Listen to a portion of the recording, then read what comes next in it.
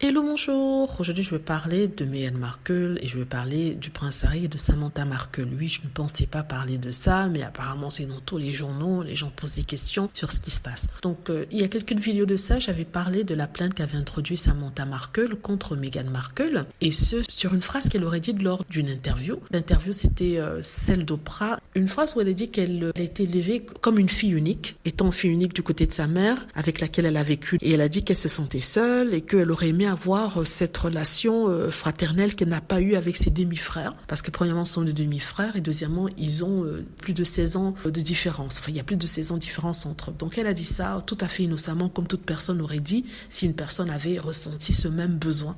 Alors sa sœur Samantha, qui passe son temps à la poursuivre, à écouter ce qu'elle dit, la troller en ligne, a décidé de porter plainte en disant qu'elle avait menti. Le problème de la plainte de Samantha, c'est qu'elle ne s'arrête pas à ce que Meghan Markle a dit. Elle fait ce qu'on appelle en anglais ficher, c'est-à-dire pêcher des informations. Dans la plainte qu'elle a introduite, elle a demandé une interview pré-audience du tribunal, c'est-à-dire qu'elle veut poser des questions par vidéo à Meghan Markle. Et les questions ne portent pas sur ce qu'elle a dit par rapport à son enfance, mais ça porte par exemple sur la reine d'Angleterre, le prince Philippe. Elle lui demande de répondre aux questions telles que, oui, est-ce que la famille royale est raciste? Est-ce que la reine est raciste?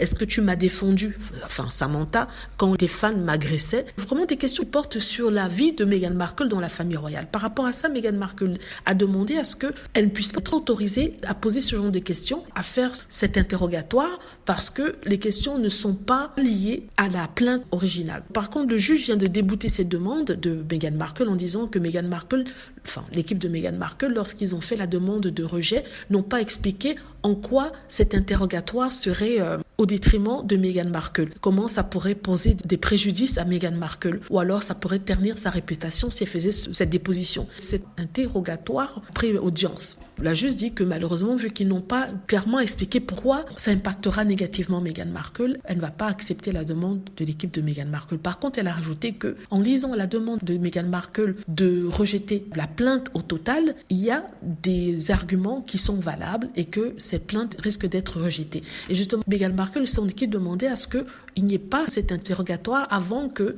sa demande de rejet de plainte soit examinée.